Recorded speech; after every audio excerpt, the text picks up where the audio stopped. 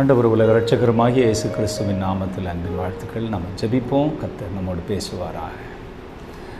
ஆண்டவரே, இந்த நாள் உம்முடைய வார்த்தையை கொண்டு நீர் எங்களோடு பேசுமப்பா. இடைப்படுங்க. உம்முடைய வார்த்தை வெறுமையாக திரும்பாதே, அது நீர் அனுப்பின காரியமாய் வாய்க்க செய்யுமே. ஒவ்வொருவருடைய இருதயத்துக்கும் ஏற்றபடி பரிசுத்த ஆவியானோர் பேசுவீராக. இயேசு கிறிஸ்துவின் நாமத்தில் ஜெபிக்கிற நல்ல பிதாவே, ஆமென். மீகா 6ஆம் அதிகாரம் அதனுடைய 8வது வசனம். மனுஷனே, நன்மை இன்னதென்று அவர் உனக்கு அறிவித்திருக்கிறார். நியாயம் செய்து இரக்கத்தை சிநேகித்து உன் தேவனுக்கு முன்பாக மனத்தாழ்மையோடு நடப்பதை அல்லாமல் வேறு எண்ணத்தை கர்த்தர் உன்னிடத்தில் கேட்கிறார். ஆண்டவராகிய தேவன் நமக்கு நன்மை இன்னதென்று அவர் அறிவித்திருக்கிறார். நம்ம நியாயம் செய்யணும் அப்படின்னு ஆண்டவர் சொல்கிறார். நம்ம ஆண்டவருக்கு முன்பாக நியாயமான ஒரு வாழ்க்கை வாழ வேண்டும், நியாயம் செய்ய வேண்டும். நம்முடைய தேவனை குறித்து வேதத்தில் அவர் எப்படிப்பட்ட ஒரு ஆண்டவர் அப்படின்றதெல்லாம் சொல்லப்பட்டிருக்கிறது. இந்த உலகத்தில் நியாயமே இல்லாத ஒரு உலகத்தில் நம்ம வாழ்ந்து கொண்டிருக்கிறோம். நீதி, நியாயம் இதெல்லாம் இன்றைக்கி கிறிஸ்தவ உலகத்திலும் எடுபட்டு போகிற ஒரு காலகட்டத்தில் நம்ம இருந்துகிட்ருக்கிறோம். ஆனால் உபாகமத்தின் புஸ்தகம் 17ஆம் அதிகாரத்தை நம்ம திருப்பிக் கொண்டா, அந்த 17ஆம் அதிகாரத்தில் ஆண்டவருடைய வார்த்தை விதமாய் சொல்லுகிறது. 9வது வசனம். நியாயம் இன்னதென்று அவர் உனக்கு அறிவிப்பார்கள். நியாயம் இன்னதென்று உனக்கு அறிவிப்பார்கள். லேவியர்களும் ஆசாரியரும் அந்நாட்களில் இருக்கிற நியாயாதிபதிகளிடத்தில் விசாரிக்க வேண்டும்.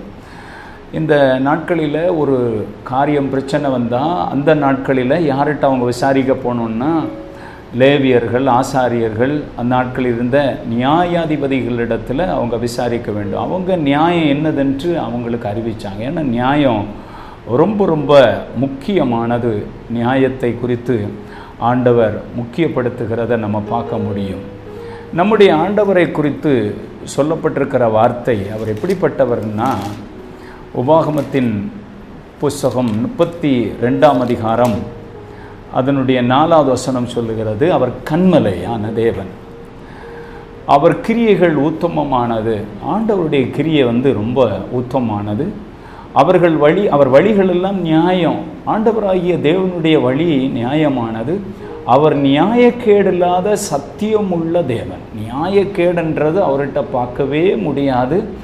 அவர் சத்தியமுள்ள தேவன். அவர் நீதியும் செம்மையுமானவர். ஆண்டவரை குறித்து அழகாக சொல்லப்பட்டிருக்கிறது பாருங்கள். அவர் கிரியைகளில் உத்தமமானது. அவர் வழிகளெல்லாம் நியாயம். அவர் நியாயக்கேடில்லாத சத்தியமுள்ள தேவன். அவர் நீதியும் செம்மையுமானவர்.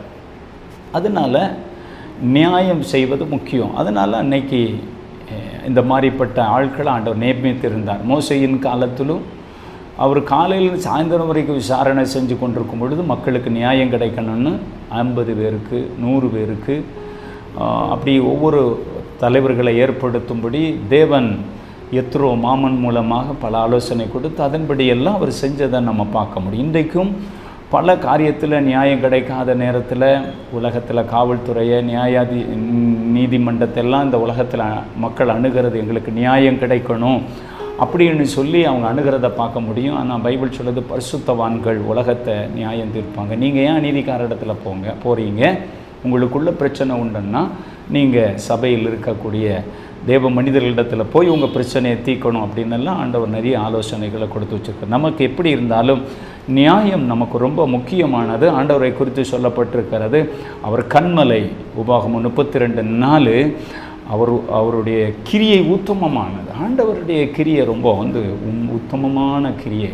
அவர் வழிகள் நியாயம். அவர் நியாயக்கேடு இல்லாத சத்தியமுள்ள தேவன். அவரிடத்தில் எந்த நியாயக்கேடுமே பார்க்க முடியாது. அதற்காக ஆண்டவர் ஜட்ஜஸ் காலத்தில் நியாயாதிபதிகளை வச்சுருந்தார். மோசே காலத்தில் நியாயம் விசாரிக்க ஆட்களை வச்சுருந்தார். அந்த நியாயம் ரொம்ப ரொம்ப முக்கியம். இந்த கடைசி காலத்தில் நிறைய நியாயக்கேடான காரியம் நடக்கிற உலகத்தில் ஆண்டவருடைய பிள்ளைகளாகிய நம்ம அதிகமான நியாயம் செய்கிறவர்களாக, நியாயமானபடி நடக்கிறவர்களாக நம்ம இருக்க வேண்டும்.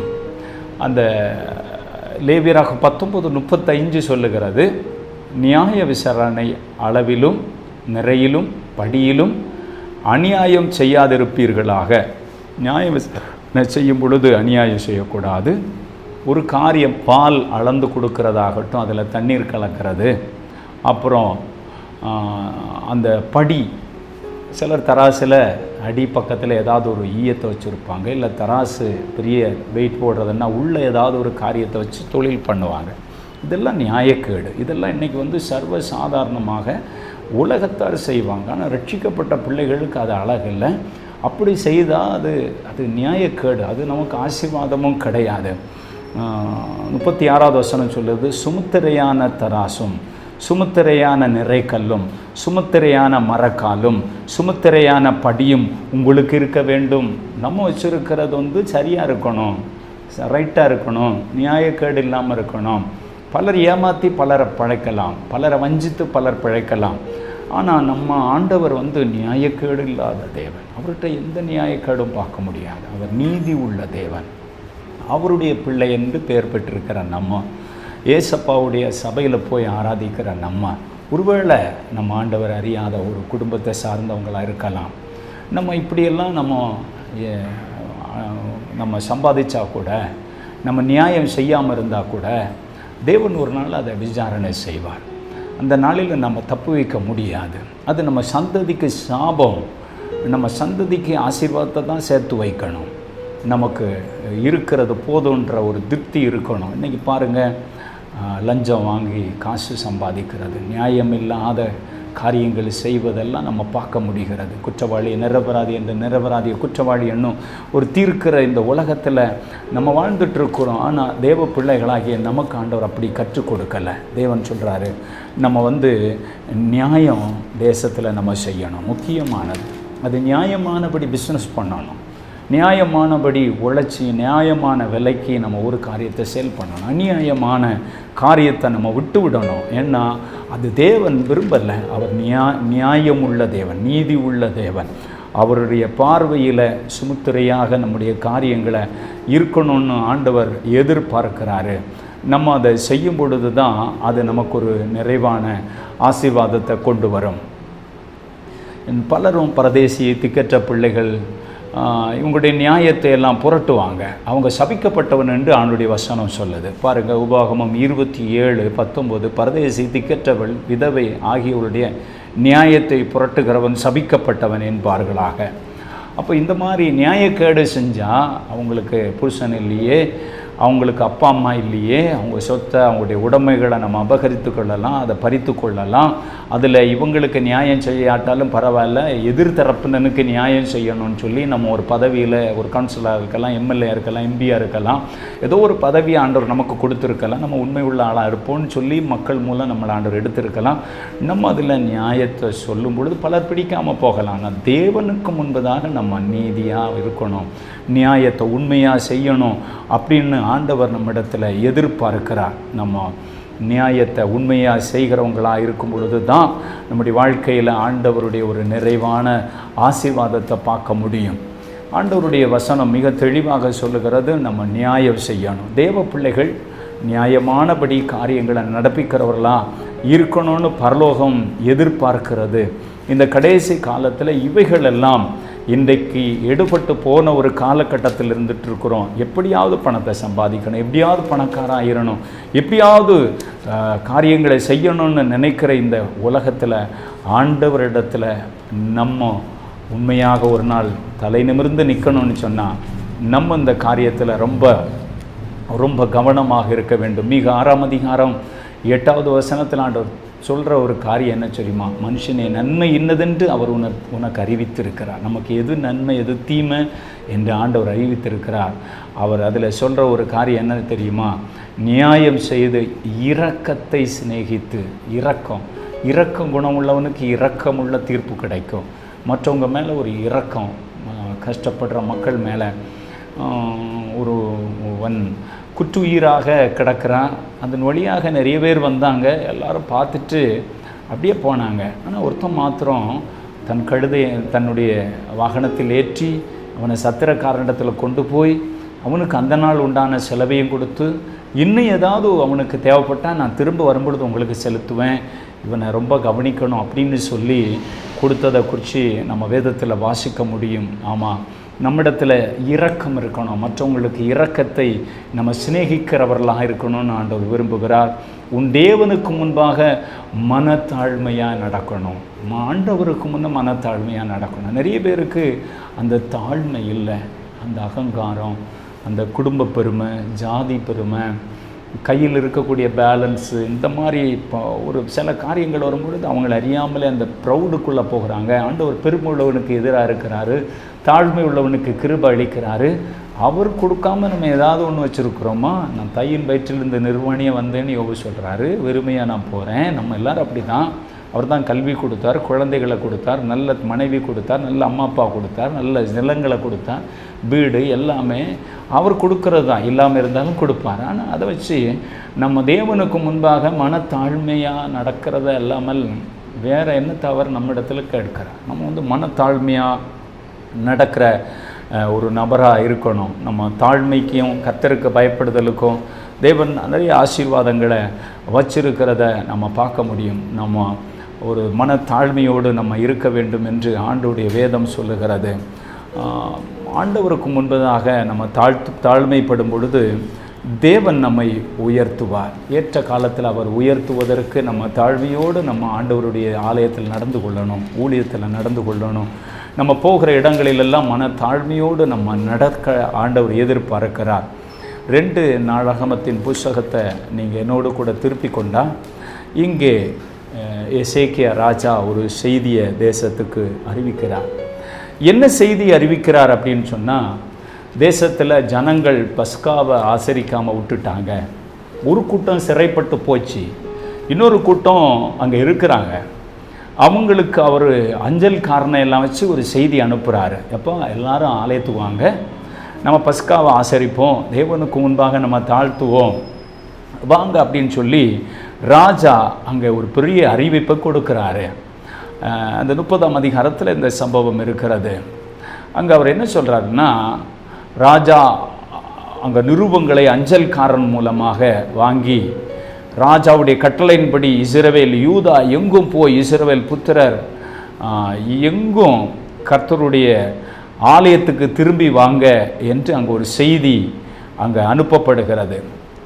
அங்கே அப்பொழுது ஒரு வார்த்தை சொல்லப்படுறது பாருங்கள், 7வது வசனத்தில், தங்கள் பிதாக்களின் தேவனாகிய கர்த்தருக்கு துரோகம் பண்ணின உங்கள் பிதாக்களைப் போலவும் உங்கள் சகோதரரை போலவும் இராதேயுங்கள்.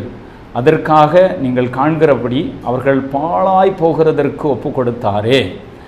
அவங்கெல்லாம் ஆண்டவருக்கு முன்னே தாழ்த்தாமலும் ஆண்டவருக்கு கீழ்ப்படியாமல் போனதுனால அவங்க ஃபோர்ஃபாதர்ஸ், அவங்க தாத்தாவுக்கு தாத்தா, அவங்க எல்லாம் கீழ்ப்படியாமல் அழிஞ்சு போனாங்க. அவங்கள ஆண்டவர் சிறையிருப்புக்கு மற்ற ராஜாக்கள் கையில் ஒப்பு கொடுத்துட்டார். அவங்க தாழ்மையாக நடக்கலை. அவங்க இருதய மேட்டிமை கொண்டது, அகந்தை கொண்டது. ஆண்டவருக்கு முன்னாலே தாழ்மையாக இல்லை, ஆண்டவருடைய ஊழியர்களுக்கு முன்பாகவும் இல்லை. பொதுவாக ஊர்லேயும் அவங்க தாழ்மையாக இல்லாமல் அவங்களுக்குள்ள ஒரு மேட்டிமை இருந்துச்சு. ஆண்டவர் மனுஷன்ட்ட கேட்குறது மனத்தாழ்மையாக நடந்து கொள்கிறத ஆண்டவர் கேட்குறாரு. அப்போது இந்த செய்தி அந்த ஊர்களில் அறிவித்தாங்க. அங்கே என்ன சொல்லப்பட்டிருந்தன்னா, நீங்கள் கர்த்தரிடத்தில் திரும்பினால் உங்கள் சகோதரரும் உங்கள் பிள்ளைகளும் தங்கள் சிறையிருப்புகளுக்கு முன்பாக அவங்கள ஆண்டவர் விடுதலையாக்குவார். அப்படியே அந்த 10வது வசனத்தில் அந்த அஞ்சல்காரர் இப்ராஹிம், மனாசே தேசம், செபுலேன் மட்டும் அங்கே எங்கும் திரிந்து அவங்களுக்கு ஒரு அறிவிப்பு கொடுத்தாங்க, நீங்கள் பஸ்கா ஆசரிக்க வாங்க அப்படின்னு சொல்லி. அங்கே சொல்லப்பட்டிருக்கிறது, இவர்களை பார்த்து நகைத்து பரியாசம் பண்ணினார்கள். எப்பொழுதுமே ஒரு கூட்டம் பரியாசம் பண்ண இருக்கும். எசேக்கியா ராஜா இதை அறிவிக்கும் பொழுது அங்கிருந்த நிறைய பேர் அந்த அஞ்சல்காரர்களை அறிவித்த மக்களை பார்த்து அவங்க பரியாசம் பண்ணாங்க. இன்றைக்கி சுவிசேஷத்தை அறிவிக்கும் பொழுது அப்படி தான், மனத்தாழ்மையாக நடந்து கொள்ளும் பொழுதுன்னு சொல்லும் பொழுதும் அவங்க அப்படி தான் இருக்கிறாங்க. ஆண்டவர் மனத்தாழ்மையாக நடக்கிறத ஆண்டவர் பார்க்குறார். இவங்க மனத்தாழ்மை இல்லாமல் அவங்கள நகைச்சி சிரித்தாங்க. இன்றைக்கி நம்ம சபைகளில் விருந்தில் பங்கு பெறுகிறோம், திருப்பந்தியில் பங்கு பெறுகிறோம். அதற்கு ஈடான ஒரு பஸ்காவை தான் இவர் சிறை பிடிக்கப்பட்டு போன ஒரு கூட்டம் போயிடுச்சு. மறுபடி இருக்கிற கூட்டத்தில் நீங்கள் ரொம்ப வருஷமாக ஆசரிக்காமல் இருக்கிறீங்க, இதை நம்ம ஆசரிக்கணும், நம்ம தாழ்த்தணும் ஆண்டவருக்கு முன்னே அப்படின்னு சொல்கிற ஒரு செய்தி சொல்லப்படுறது. ஒரு கூட்டம் சிரிக்குது ஏளனமாக. ஆனால் இன்னொரு கூட்டம் எப்படி செஞ்சாங்கன்னு பாருங்கள். ஆகிலும் ஆகிலும் ஆசோரிலும் மனாசையிலும் செபுலோனிலும் சிலர் மனத்தாழ்மையாகி எருசலேமுக்கு வந்தாங்க. சிலர் மனத்தாழ்மையாகி ஆண்டவருடைய ஆலயத்துக்கு வந்தாங்க திருப்பந்தியில் பங்கு பெறுவதற்கு. அன்னைக்கு இருந்த அந்த முறைமையின்படி இருந்த பஸ்காவை ஆசரிக்க வந்தாங்க. பாருங்கள், மனத்தாழ்மையோடு வந்தாங்கன்னு போட்டிருக்கு. நம்ம ஆலயத்துக்கு மனத்தாழ்மையோடு போகிறோமா? ஆண்டவருக்கு முன்னே மனத்தாழ்மையாக இருக்கிறோமா? இல்லை அங்கே போய் அரசியல் பண்ணுறோமா? இல்லை அங்கே போய் குரூப்பிசம் பண்ணுறோமா? இல்லை அங்கே போய் பிரச்சனைகளை கொடுக்குறோமா? இல்லை திருவிருந்திலே பங்கு பெறாமல் உண்மையாக ஞானஸ்நானம் எடுத்திருக்கிறேன், ஏசப்பா பிள்ளையாக மாறி இருக்கிறேன், அதை அப்படியே நம்ம தள்ளி போட்டுட்ருக்குறோமா? நம்ம பிதாக்கள் எல்லாம் அவங்க கடினப்பட்டதுனால பாழாய் போனாங்கன்னு சொல்லி 7வது வசனம் சொல்லுது. ஏன் நம்ம தாழ்த்தாமல் ஆலயத்துக்கு போகாமல் அவருக்கு ஆராதனை செய்யாமல் அந்த வரட்டு கௌரவத்தில் நம்ம போயிட்டு இருந்தால் யாருக்கு சேதம்? அந்த தன்னை ஆண்டவருக்கு முன்னே தாழ்த்தாமல் அந்த மனமேட்டிமை கொண்டிருக்கும் பொழுது அது நம்மை தான் அது பாழாய் போக செய்துவிடும். இவர் சர்ச்சைக்கு சும்மா வருவாங்க பெற்றோருடைய கம்பல்சல்ல, பெற்றோரை திருப்திப்படுத்துவதற்கு, சிலர் மனைவியை திருப்திப்படுத்துவதற்கு, சிலர் கணவனை திருப்திப்படுத்துவதற்கு. உண்மையான ஒரு ஆண்டவரை தேடி வர்றது ஆண்டவர் பார்க்குறாரு பாருங்கள். ஆனால் சிலர் திருப்பந்தியிலெல்லாம் பங்கு பெற மாட்டாங்க, அவங்க பாட்டுக்கு போயிடுவாங்க. ஆண்டவருடைய வசனம் சொல்லுது, அவங்க தங்களை தாழ்த்தி சிலர் வந்தாங்களாம். நம்ம அந்த தாழ்த்துகிற கூட்டத்தில் இருக்கணும். நம்மை ஒன்றில்லை ஆண்டவரே, என் பரலோக ராஜாவுக்கு முன்பதாக நான் ஒன்றுமில்லை, என்னை படைத்த என் தெய்வத்துக்கு முன்பதாக நான் ஒன்றுமில்லை. அவர் கொடுத்த சுவாசம், அவர் கொடுத்த கைகால் திறன் எத்தனை விபத்துகளுக்கு நம்மை பாதுகாக்கிறார், எத்தனை கொள்ளை நோய்களுக்கு நம்மை தப்புவிக்கிறார், எத்தனை சண்டைகள் கோர்ட்டு கேஸ், எத்தனை பேர் ஜெயிலில் இருக்கிறாங்க. ஆண்டுடைய கிருபை இல்லையா நம்ம வாழ வச்சுட்ருக்கிறது. அவருக்கு நன்றி உணர்வோடு அவருக்கு ஒரு ஆராதனை செய்ய போகணும்னு அவர் நம்மை தேட மாட்டாரா? நம்ம பாவத்தில் இருந்து பின்மாற்றம் அடைந்து தேவனை விட்டு தூரமாக போனால் அது நம்முடைய வாழ்க்கைக்கு ஒரு பெரிய ஆசீர்வாத கேடு. நம்ம ஆண்டவருக்கு முன்பதாக நம்ம தாழ்த்த வேண்டும் என்று வேதம் சொல்லுகிறது. 1 ராஜாக்களின் புஸ்தகத்தில் கூட இங்கே ஒரு ஆகாப் என்ற ஒரு ராஜா, அவருடைய மனைவி எசபெல். இந்த அம்மா ரொம்ப வித்தியாசமானவங்க. அவங்க பாகால் தீர்க்கதரிசிகளுக்கு சாப்பாடு போட்டு அவங்கள ஆதரித்து அந்த தேசத்தில் ஆண்டவருடைய பிள்ளைகளுக்கு எதிரான காரியத்தை செய்தவங்க. அங்கே அந்த ஆகாப்புடைய வீட்டுக்கு பக்கத்தில் நாபோத் என்ற ஆளுக்கு ஒரு பெரிய அழகான திராட்சை தோட்டம் இருந்துச்சு. அந்த தோட்டத்தை குறித்து இவருக்கு ஒரு ஆசை, அதை நம்ம வாங்கிடணும். அவர்கிட்ட போய் விலைக்கு கேட்டால் அவர் எங்கள் பூர்வீக சொத்தையா அதை நாங்கள் கொடுக்க முடியாது. இன்றைக்கி இதெல்லாம் உலகத்தில் நிறைய நடந்துகிட்ருக்கு. அவர் அதை கொடுக்காம இருந்ததுனால ராஜா போய் வீட்டில் துக்கமுகமாக படுத்துட்டார்.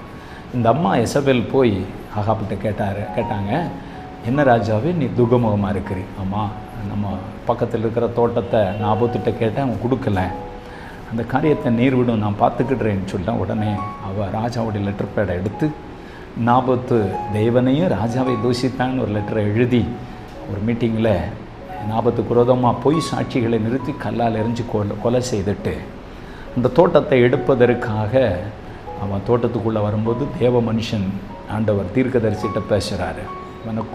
அவனை கொலை செய்துட்டு இவன் தோட்டத்தை எடுக்க வாரான். அவன் செத்த இடத்துல அவனுடைய ரத்தம் எப்படி சிந்தப்பட்டதோ அதை விட கொடூரமாக உன்னுடைய மனைவியாக எசபெலின் மரணம் இருக்கும், உன் மரணம் இருக்கும் அப்படின்னு ஆண்டவர் பேசினார். நாய்கள் உன் ரத்தத்தை நக்கி குடிக்கும், உடைய சதைகளெல்லாம் நாய்கள் தின்னுட்டு எலும்புதான் போடும், அப்படியெல்லாம் தீர்க்க தரிசனங்கள் உண்டாயிருந்தது. இதை கேட்ட உடனே 1 ராஜாக்கள் 21 வசனத்தில் ஆகாப் எனக்கு முன்பாக தன்னை தாழ்த்தினதை கண்டாயான்னு ஆண்டவர் கேட்குறான். அவன் ரெட்டுடுத்தி ஆகாப் இந்த வார்த்தையை கேட்ட பொழுது தன் வஸ்திரங்களை கிழித்து தன் சரீரத்திலே ரெட்டை போர்த்தி கொண்டு உபவாசம் பண்ணி ரெட்டிலே படுத்து தாழ்மையாக நடந்து கொண்டான். அவன் அப்போ அங்கே தாழ்மையாக நடந்து கொண்டான். அப்பொழுது கர்த்தருடைய வார்த்தை எலியாவுக்கு உண்டாகி அவர் சொல்கிறாரு, ஆகாப் எனக்கு முன்பாக தாழ்த்தினதை கண்டாயா? அவன் எனக்கு முன்பாக தாழ்த்துகிறபடியினால் நான் அவன் நாட்களில் அந்த பொல்லாப்பை வரப்பண்ணாமல் அவன் குமாரன் நாட்களில் அதை அவன் வீட்டின் மேல் வரப்பண்ணுவேன் என்றார். அப்போது தாழ்த்தாமல் இருந்தால் பொல்லாப்பு அடுத்த ஜென்ரேஷனுக்கு முன்னே நம்ம காலத்திலே நம்ம குடும்பங்களில் பயங்கர விபரீதங்களை அது உண்டு பண்ணிவிடும். இங்கே ஆகாப்பு தன்னை தாழ்த்தினான். தேவனிடத்திலிருந்து செய்தி வருகிறது, இன்னபடி உன் குடும்பத்தில் மரணம் சம்பவிக்கும், நீ இன்னும் மாறி செஞ்சதுனால அவன் தன்னை தாழ்த்த ஆரம்பித்தான். நமக்குள்ளே பாவ உணர்வு வரும் பொழுது நம்ம ஆண்டவருக்கு முன்னே தாழ்த்தணும். எல்லாரும் பாவம் செய்து தேவ மகிமை இழந்தவங்க தான். அந்த ஆகாப்புக்கு அந்த செய்தி வந்த உடனே அவன் தன்னை தாழ்த்தினான். நன்மை மாத்திரம் செய்து தீமையே செய்யாத மனுஷன் யாரும் கிடையாது. ஆண்டவர் இந்த உலகத்துக்கு வந்து பாவத்துக்கு பரிகாரம் செய்தார். அவர் சிலுவையில் ரத்தம் சிந்தினார். அந்த ரத்தம் நம்முடைய பாவங்களை சாபங்களை நீக்கி நம்மை சுத்திகரிக்கும். அது கிறிஸ்துவானவர் நம்முடைய பாவங்களுக்காக அடிக்கப்பட்டு நம்முடைய அக்கிரமங்களுக்காக நொறுக்கப்பட்டு நமக்கு சமாதானத்தை உண்டு பண்ணும் தண்டனை அவர் ஏற்றுக்கொண்டு இன்றைக்கு அவர் உயிரோடு இருக்கிற ஒரு தேவனாக இருக்கிறார். யார் ஏன் பாவத்துக்காக இயேசு மரித்தாருன்னு அவர்கிட்ட தன்னை தாழ்த்துக்கிறாங்களோ அவங்களுக்கு ஒரு நித்திய வாழ்வு உண்டு. அவங்களுக்கு மரணம் இல்லாத ஒரு வாழ்வு உண்டு. அவங்களுடைய பேராண்டவர் ஜீவ புத்தகத்தில் எழுதுவார். அவர்தான் மனம் திரும்பின தேவ பிள்ளைகள். அவங்க அடுத்து ஆலயத்துக்கு போகணும், ஜெபம் பண்ணணும், தேவனை தேடணும், அப்படியே ஆண்டவருடைய திரு பந்தியில் பங்கு பெறணும், தேவனுக்கு சாட்சியாக மாறணும். அப்போ தான் அந்த பரிசுத்தத்தில் அவங்க தொடர்ந்து வளர்ந்து முன்னேற முடியும். ஒரு குழந்தை பிறந்த உடனே அப்படியே இருக்கும். அதுக்கு தொடர்ந்து அதுக்கு தாய்ப்பால், அதற்கு வேண்டிய உணவு கிடைக்கிற மாதிரி ஆவிக்குரிய நன்மைகள் தேவன் தம்முடைய ஆலயத்தில் வச்சுருக்கிறாரு. பரிசுத்தவான்களோடு உள்ள ஐக்கியம் இதெல்லாம் நமக்கு ரொம்ப ரொம்ப முக்கியம். சிலர் இதெல்லாம் இல்லாமல் வரட்டு கௌரவத்தில் ஆண்டவருடைய ஆலயத்துக்கு போகிறது கிடையாது. போனால் அங்கே சண்டை போடுறது, அங்கே பிரச்சனை பண்ணுறது, இதெல்லாம் நம்முடைய சந்ததிகளுக்கு சாபம். தாழ்த்தி மனம் திரும்பலைன்னா நம்ம தலைமுறையிலே அதனுடைய இதை நம்ம பார்த்துருவோம். அது பெரிய விபரீதமாக முடிஞ்சிடும். ஆண்டவர் மனுஷன்கிட்ட கேட்குறது என்ன? நீ மனத்தாழ்மையாக நடக்கணும். வேறு என்ன நான் உங்கள்கிட்ட கேட்குறேன்? நீ நியாயத்தை செய்யணும், இரக்கத்தை செய்யணும், மனத்தாழ்மையாக எல்லாருக்கும் முன்னே நடக்கணும். அந்த ஹெட் வெயிட்டு இதெல்லாம் வந்து ஆண்டவருக்கு முன்னே செல்லுபடி ஆகாது. ஆண்டவர் பெருமை உள்ளவனுக்கு அவரே எதிரியாக மாறிடுவார். தாழ்மை உள்ளவனுக்கு கிருபை கொடுப்பார். நம்ம நியாயமாக வாழணும், ஆண்டவருக்கு பயந்து அவருக்கு பிடிச்ச மாதிரி வாழணும். மனுஷனையா தேவனையா யாரை நம்ம பிரியப்படுத்த முடியும்? தேவனுக்கு நம்ம பிரியமாக வாழணும். நம்ம வாழ்க்கையை ஆண்டவருக்கு ஒப்பு கொடுக்கணும். வாலிபம், இளவயது எல்லாம் மாய, இதெல்லாம் சீக்கிரம் போயிடும். ஆனால் தேவன் நம்ம கூடவே இருப்பார். ஆண்டவர் நம்ம இடத்துல கேட்குறது இரக்கத்தை, நியாயத்தை நம்ம செய்யணும். தாழ்மையாக நடந்து கொள்ளலாம். மனத்தாழ்மையாக நடந்து கொள்வது அல்லாமல் வேறு என்னத்தை கேட்குறேன்னு கேட்குறாரு. தாழ்மைக்கும் கர்த்தருக்கு பயப்படுதலுக்கும் வரும் ஒரு பெரிய ஆசீர்வாதம், ஐஸ்வர்யம், கன மகிமை. இன்றைக்கி எத்தனையோ குடும்பங்கள் பெருமையாக அகந்தையாக நடத்தவர்களை கர்த்தர் தாழ்த்திட்டார். ஆண்டவர் வந்து ஒன்றும் இல்லாமல் ஆக்கிட்டார். நம்ம வந்து தாழ்மையோடு ஆண்டவருக்கு முன்னே எப்போ நம்ம தாழ்த்தி ஆண்டவர்கிட்ட வர்றோமோ அப்பெல்லாம் நம்முடைய வாழ்க்கை ஆண்டவர் எங்கோ கொண்டு போயிடுவார். அவரை அவ்வளோ இரக்கமுள்ள தேவன். தாழ்மையோடு நம்ம ஆண்டவருக்கு முன்னே வரணும், நம்ம இரக்கம் செய்யணும். நம்ம செய்கிற தொழில் வந்து நியாயமாக இருக்கணும். அநியாயமான வட்டி, அநியாயமான சம்பாத்தியம், வட்டிக்கு கொடாமலும் பரிசை வாங்காமலும் நியாயமாக இருக்கணும். அடுத்தவங்களுடைய காரியத்தை அபகரித்து கொள்வது இந்த எசபேலும் இந்த ராஜாவும் செஞ்சது மாதிரி இதெல்லாம் வந்து ஜட்ஜ்மெண்ட்டில் முடிஞ்சிடும். நிறைய பேர் ஒருவேளை இப்போ ஓஹோ ஆகோன்னு இருக்கெல்லாம் பார்க்கண்டாம்.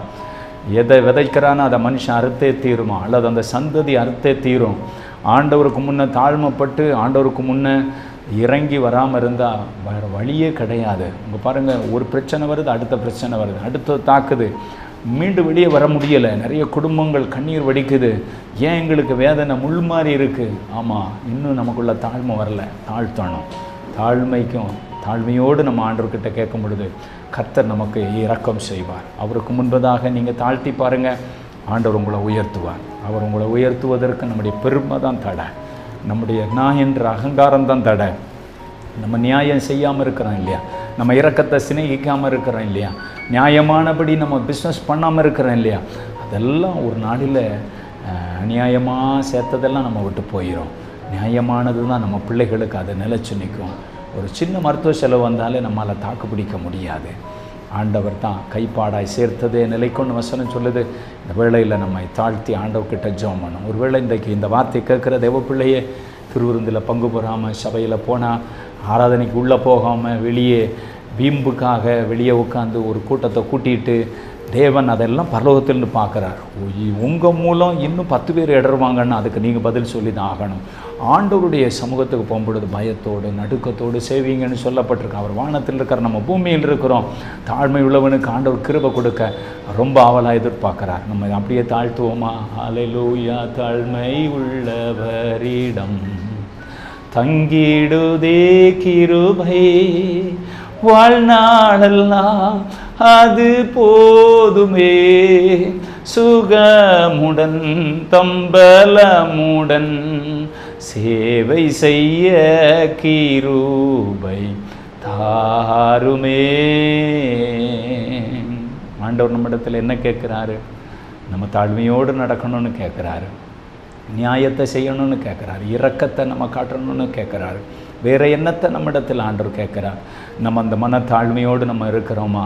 அந்த நாட்களில் ராஜாக்களின் காலத்தில் ஒரு கூட்டம் சிறைப்பட்டு போனது. ஒரு கூட்டம் அந்த திருப்பந்தியில் பங்கு பெறாமல் நகைத்தாங்க, சிரித்தாங்க. இன்றைக்கி அது மாதிரி தான் சபையில் திருப்பந்தியில் சிலர் தங்களை தாழ்த்தாமல், தங்களை ஒப்புரவாக்கி கொள்ளாமல் எடுக்கிறவங்க இருக்கிறாங்க, எடுக்காமல் இருக்கிறவங்க இருக்கிறாங்க. அதெல்லாம் அப்படி பிதாக்கள் தங்கள் கழுத்தை கடினப்படுத்தினபடியால் அவங்க எல்லாம் அவங்க வாழ்க்கையில் நிறைய இழப்புகளை சந்தித்தாங்கன்னு போட்டிருக்கு. ஆமாம், நம்ம சிறைப்பட்டு போகாமல் நம்ம வாழ்க்கையை ஒப்பு கொடுப்போமா?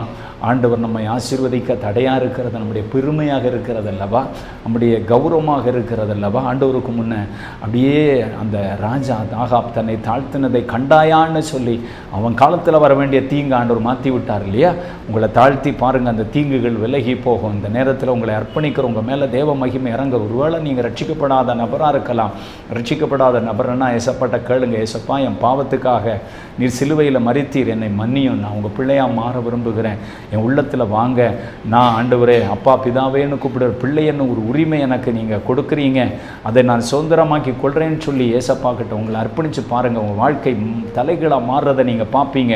ஆண்டவரே உமக்கு நன்றி. இந்த நிகழ்ச்சியை பார்க்க நிறைய குடும்பங்களில் ஒரு தாழ்மை, ஒரு சமாதானம், ஒரு சுமுத்தரியான ஒரு ஆண்டவரே கள்ளத்தராசு, கள்ளத்தனமான வருமானங்கள் ஒவ்வொரு குடும்பங்களை விட்டு மாறட்டும். நேர்மையாக உழைக்கிறத வச்சு அவங்க வாழ்வதற்கு அவங்களுக்கு உதவி செய்யுங்கப்பா. அநியாயமாய் வரும் அதிக வருமானத்தில் நியாயமாக வரும் கொஞ்சமே உத்தமம் என்று உங்கள் வார்த்தை சொல்லுகிறபடி நியாயமானபடி ஒவ்வொரு குடும்பங்களில் ஆசீர்வாதத்தை தாங்காண்டவர். அநியாயமானது விலகட்டும். கர்த்தர் கரத்தில் ஒப்புக்கூடும். பிரச்சனையோடு இருக்கிற மக்கள் விடுதலை அடையட்டும், சமாதானம் அடையட்டும், அற்புதங்களை பெறட்டும். இயேசு கிறிஸ்துவின் நாமத்தில் ஜெபிக்கிறோம் நல்ல பிதாவே. ஆமென், ஆமென்.